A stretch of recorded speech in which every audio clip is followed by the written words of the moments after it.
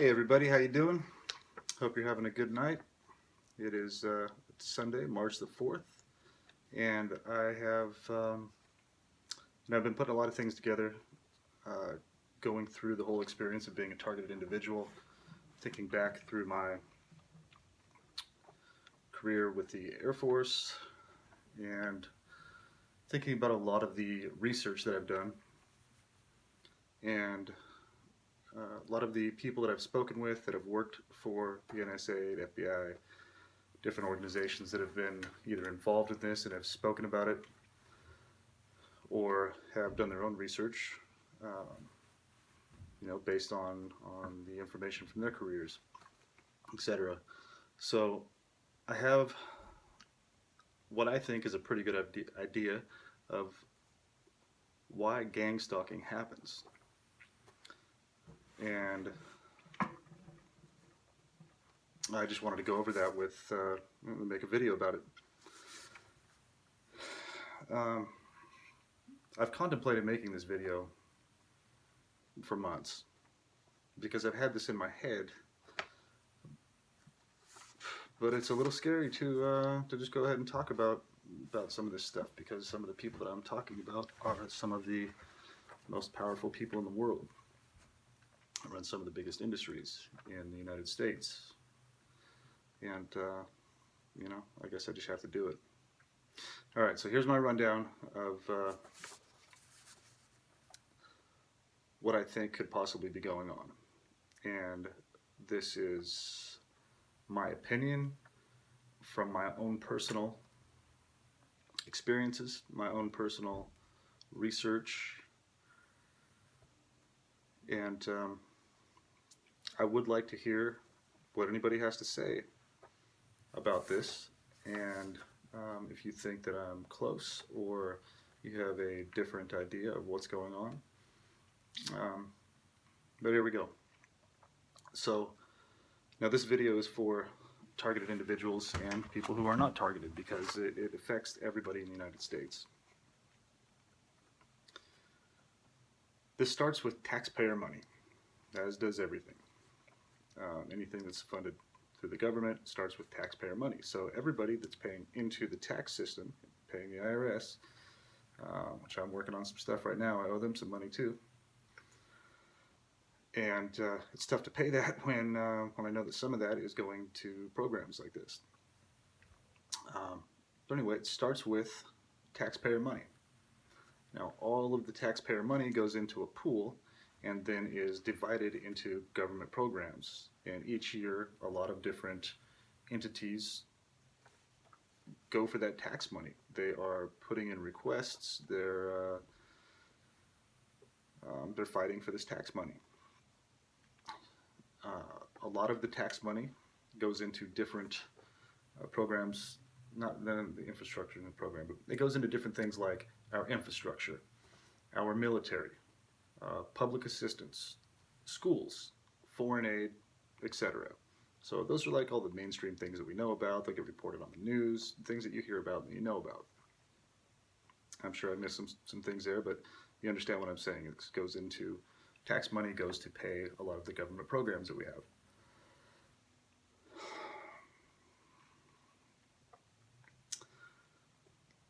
The deep state, which people have become a household name, consists of a lot of our intel agencies, such as the CIA, the FBI, the NSA, and other organizations that don't exist. Now, when I say they don't exist, they're so classified that nobody has ever heard of them. The government documents haven't been declassified. It's still, some of these things are still fairly new, and it takes 50 years for a government document to be declassified. We just heard about JFK.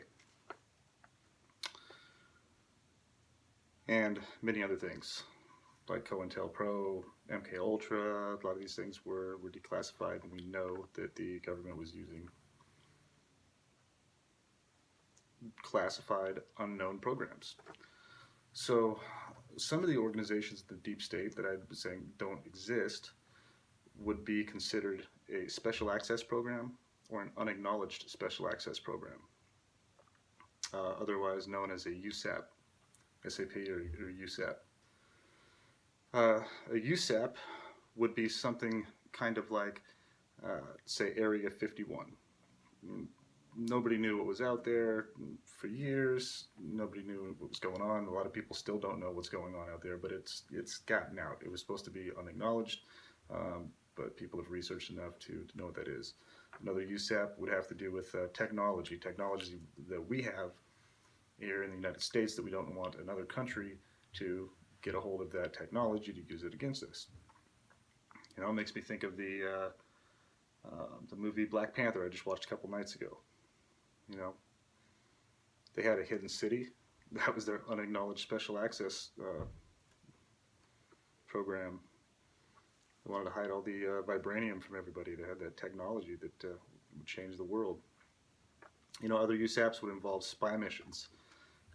Like there was a CIA operation that started an oil company called Glomar, Glomar. And that oil company was specifically constructed to be a cover for the CIA to go recover a nuclear submarine. There's a whole lot to that story. Go check that out. It's pretty cool. Now, there are other USAPs that, of course, none of us know about because they're unacknowledged. And there's only a small group of people that are going to know that information from that USAP. And how those are carried out usually they are compartmentalized. So only a small group of people up here know what's really going on, what the main mission is, what the main goal is. And then they can disseminate information through compartmentalized groups to carry out the mission of that goal. Meanwhile, all of the compartmentalized groups only know they're working on one specific thing, and they don't know what the final outcome is going to be. Kind of like at the Skunk Works in Palmdale, California, where they made the B-1 bomber, a few different projects. I believe the stealth bomber was made there. A bunch of our fighting aircraft, bombers, and stuff like that. You know, I had relatives that worked at Skunk Works, and they didn't know what they were building. They knew they were working on some little cog or some little thing. I don't even know if they knew, exactly what that was. They might have had a standard operating procedure book that told them to go step by step. They just built this little thing, and then, okay, I'm done. And when it was all done, the B-1 bomber or the stealth fighters rolled out. And they go, well, that was what I was working on. So that's kind of how that works.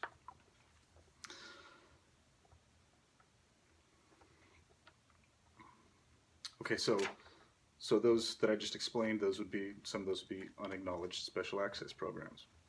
Now, there's got to be a bunch of other special access programs that none of us know about, or we might know the agency that is running it, but we don't know exactly what they're doing. Currently, and this is from some of my research, there was a college professor in Michigan, and he is an accountant, and he has worked on many large, I don't even know what to call them, accounting jobs oh man, I am getting shocked right now. Anyway, he has worked on many large accounting jobs. Damn. Auditing a lot of large government entities. So he's a seasoned professional. He is, ouch, damn it. Somebody's not happy about this. Okay. Him and a bunch of other grad students, him and a bunch of the grad students that he had, sent out requests to all kinds of different groups, organizations, businesses, a lot of government entities, things like that, and did some research on how much we could possibly be missing. We wanted to get an idea how much we could be missing from our Federal Reserve. So the last time this number came out was the day before 9/11. Donald Rumsfeld announced on the news that the Federal Reserve was short $6 to $7 trillion, and nobody knew where that went. So, like I said, the day after he announced that, 9/11 happened. So he announced that on 9/10, 9/11. We all know what happened.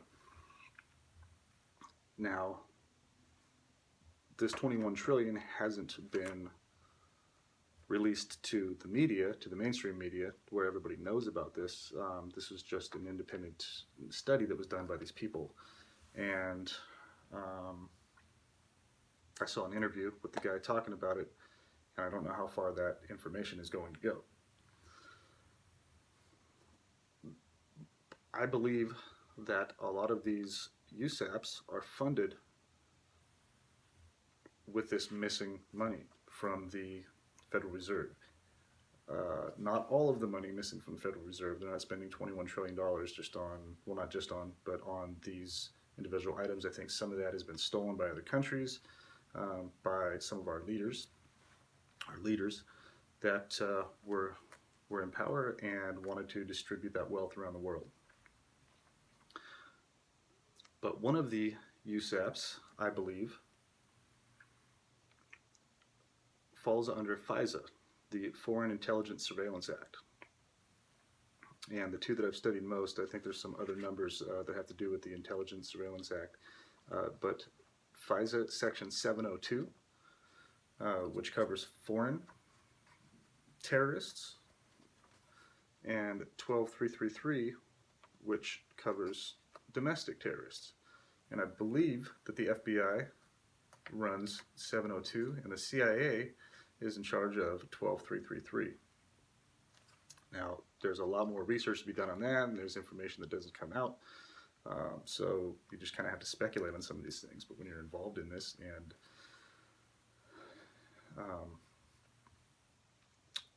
you want to know what's going on, you research and you get the most information you can, and that's kind of what it seems like to me, that's what's going on. So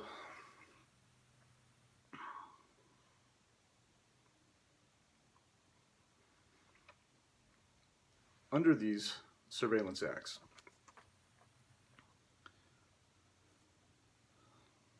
these surveillance acts are geared to catch the bad guys, right?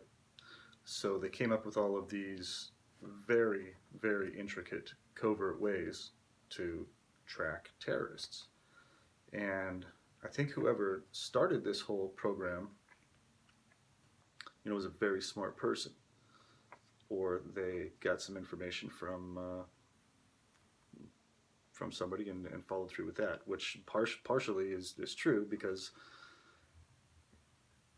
MKUltra started with Nazi Germany scientists that were captured and brought here, and MKUltra, COINTELPRO, and they were brought here and then put some of those tactics into place, so it grew from that. But I believe that their program worked so well, and that the United States is so heavily surveilled, that they've literally almost run out of bad guys. And they know what everybody's doing all the time. They use algorithms to figure out almost the future. Humans are pretty predictable, and they can use these algorithms to tell what people are going to do, where they're going to go, how they're going to act. And they've used those to put a lot of people away, to deport a lot of people, to fulfill the mission. So now what happens when all of the money that has been put into that, let me back up. What happens when these agencies, who have all been working together to get rid of all the bad guys, finally get rid of all the bad guys? There's no more mission. There's no more job, okay? And none of those people want to lose their job. And the goal usually of a department or business, and in my experience in the military, each year we were told to spend a little bit more money each year to make sure that we got that budget money the next year. I remember my boss coming to me saying, hey, we've got to spend, I don't know, $30,000 in the next 2 weeks on equipment, or else we're not going to get that budget money for next year. And I was like, well, okay, well, we can definitely use a lot of stuff. But then it got to the point where I was like, God, we've got everything we need. We have the best equipment, everything that you could possibly want. It was a multimedia journalist's dream to work in that shop. There was nothing that we didn't have. And I kind of got how some waste happens, you know, just purchasing things to keep that budget going. So this is where I'm going with this. Once these alphabet agencies, CIA, FBI, NSA, DOJ, DOD, all these agencies that have been involved in the Federal Intelligence Surveillance Act, Foreign Intelligence Surveillance Act, and have created a lot of these programs under that act. If they let everybody know all the bad guys were gone, they'd quit getting that budget money, right? No more budget money. When there's no more budget money, there's job cuts. They have to downsize. Nobody wants to do that. They've got their super secret job, classified clearance. They don't have to tell anybody what's going on. So what do you think would be their plan of action to keep all of that rolling? Well, let's use these tactics and use the information that we have and find a way to create some bad guys. So what do you think they did? I mean, in my opinion, I think that they found a way to create these bad guys. And that's where, let me check on my notes so I don't get ahead of myself. It's where the need for bad guys increased. If there isn't an enemy, you can't chase after the enemy and be the hero, right?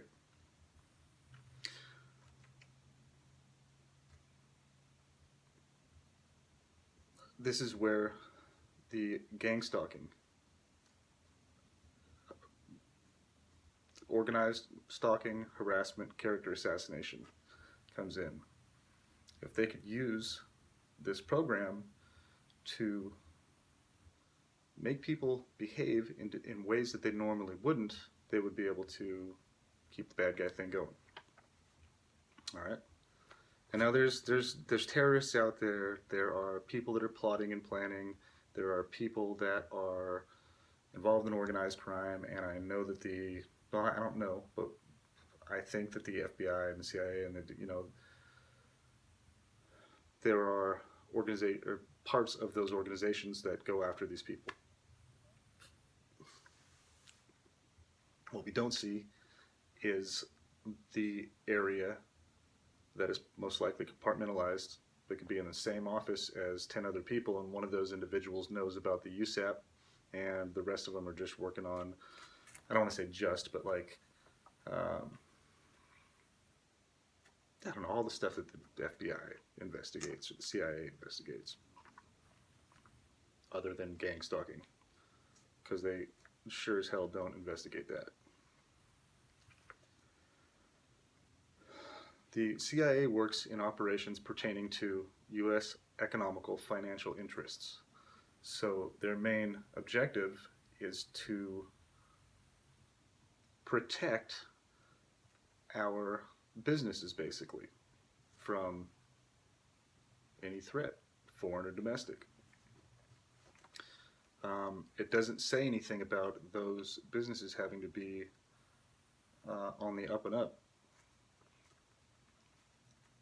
3 of the businesses that I believe that they have interest in protecting would be the private prison system, the mental institution system, and the pharmaceutical institution.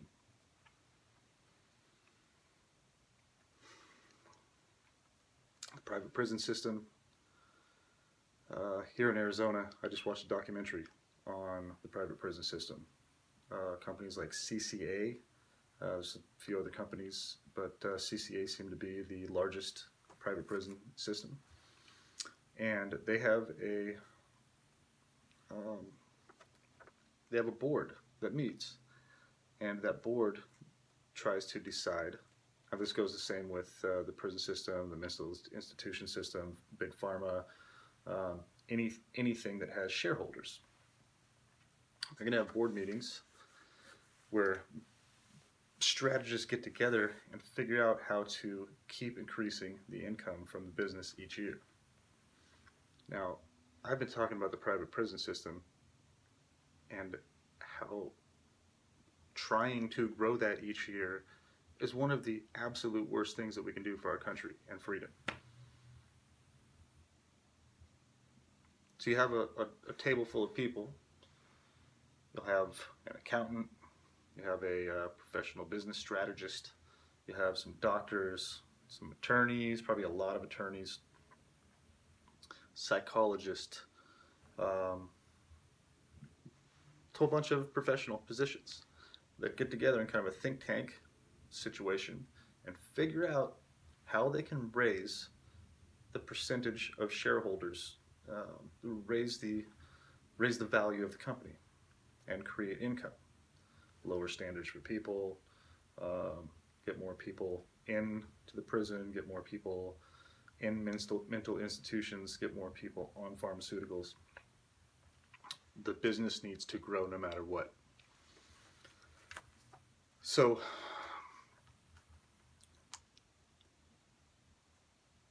in gang stalking, a lot of what happens to targeted individuals is they get so distraught that they go to, then a lot of targeted individuals don't know what's going on. They just think that life is crashing down around them and they have the worst luck in the world and all these weird things are happening. They're being gaslit.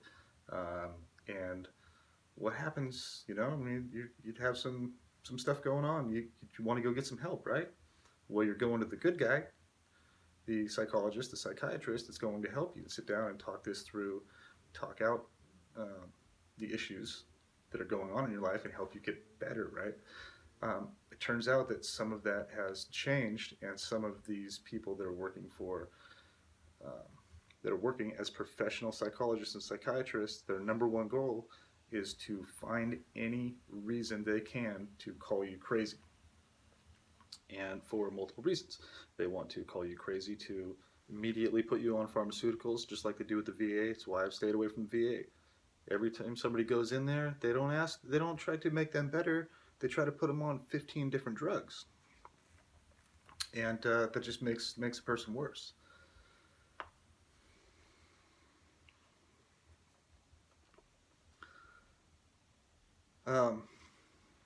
Another thing that will happen to a targeted individual is they might not go seek help.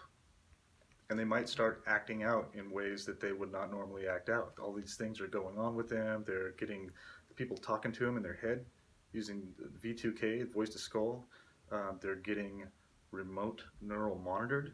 So somebody knows every thought they're having, everything they're doing, and they can basically pass that information on to that person in the store or when they go out in public, and it gets the person just thinking like, how do all these people know what's going on? If you don't have the insight or the capability of trying to figure some of this stuff out on your own, you're going to think you're going crazy. And I guarantee there are people in mental institutions right now that still just think they're crazy. They think they're hearing voices that aren't from technology. They think they're just hearing voices. And I believe that maybe some people do, but from what I've read from psychologists, different people, if you're going to be paranoid schizophrenic, and you're going to be hearing voices, a lot of that will come on by the time you're 18, 19 years old, before you're 20 years old. That'll show up, and you'll be aware that you have this issue at a young age. People that are 35, 40 years old don't just pop up and become schizophrenic. Somebody tell me if I'm wrong. If you're a psychologist out there, psychiatrist, tell me if I'm wrong.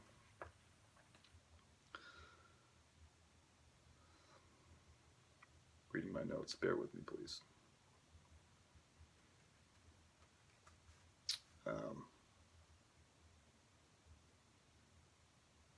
So you have the pharmaceuticals, the mental institutions. And okay, and the other thing I was talking about, people are going to act out in different ways that they normally would not, to where they might commit a crime that they would not have otherwise committed. They would have never acted that way. They would have never been in that state of mind. They would have never been in distress. They would not have been under duress. And so they will act in a certain way and maybe do something that is illegal, and it would have never happened if they were not put into this program of torture and harassment. Stalking, harassment, torture. There's so many words to call it. So now you have a program that is creating bad guys. Problem, reaction, solution. So the deep state, whoever is involved in this, in doing this, they're causing a problem.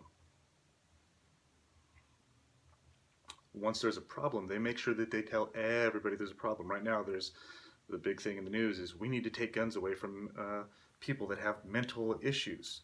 Well, if you're creating those mental issues, they're doing it for a reason. To put that information out there and say everybody's crazy and we need to take all those people's guns away. So that's a start.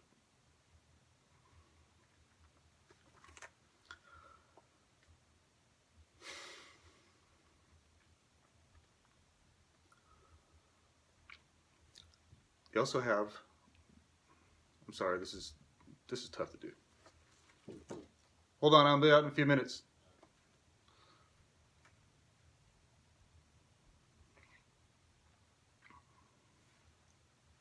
So, creating the problem and then disseminating that information out to the masses that there is a problem, and then saying, it's okay, we've got it covered. We have a solution. I'm sorry. Saying, okay, it's okay, we've got it covered.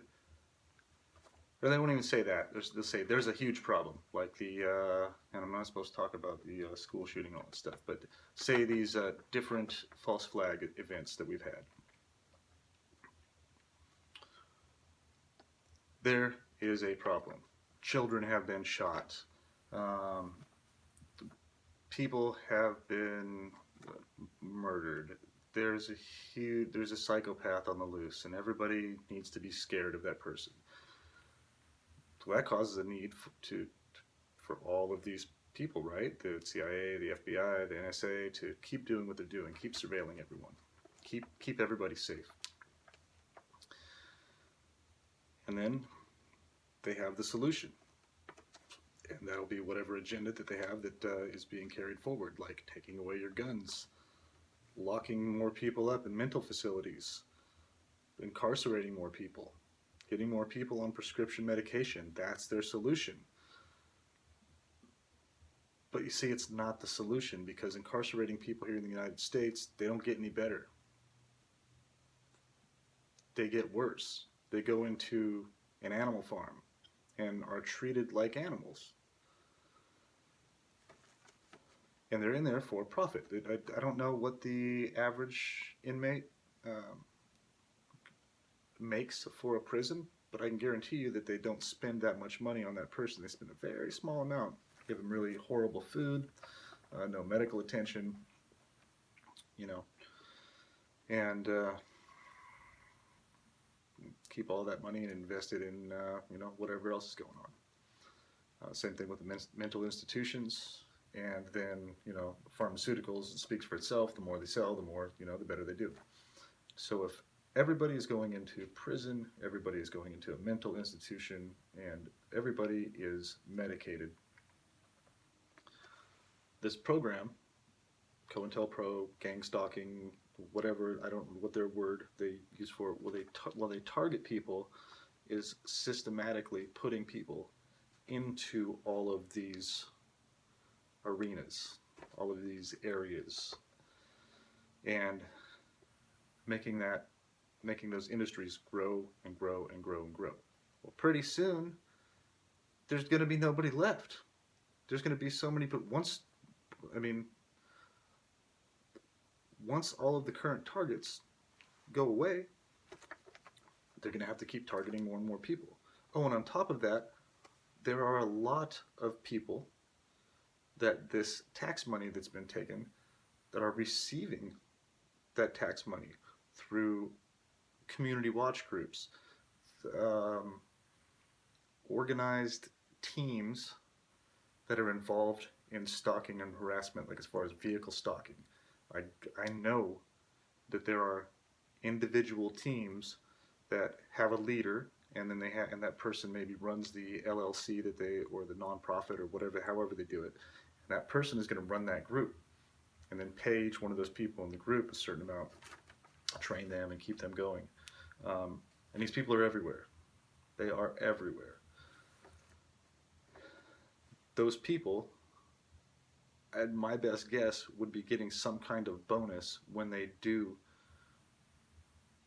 carry out an incident that will involve a target going to jail or going to a mental facility.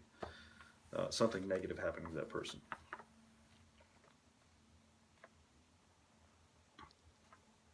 In my opinion, if I'm repeating myself, I'm sorry, but in my opinion, FISA has been used to facilitate all of this. Now, there's other businesses, other areas, I'm sure, that this funding will go to keep those businesses going and growing and keep the budget going for the deep state. But this is just what is kind of on my radar and how I see it.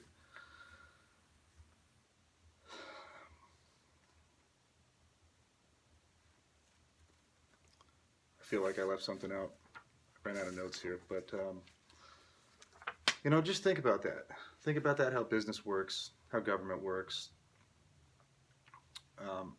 how influential money is to American citizens.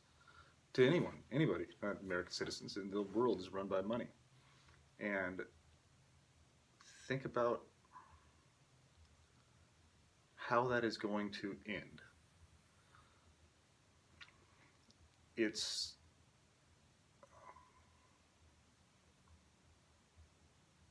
like the snake eating its own tail.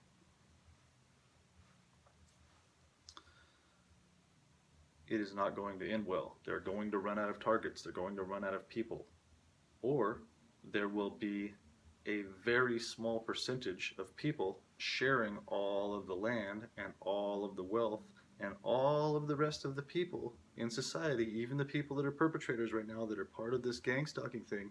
You think that you're untouchable and nobody's ever going to throw you under the bus. Well, guess what? When they run out of us, you're next. And you thought, oh, what? Wait, I thought I was part of this. I thought I was part of this whole thing. Well, you were until they ran out of people to throw in there. And they need to keep the budget going, right? Keep these businesses going. It's going to end up in a prison planet where everybody's locked up, everybody's told what to do, everybody gets shitty food, everybody is literally a slave. And then you have the small amount of people that designed all of this sharing all the wealth around the world. Having the freeway completely open, drive down the freeway, or go through their private tunnels, or whatever they do. There's going to be a lot less people out in society causing them problems.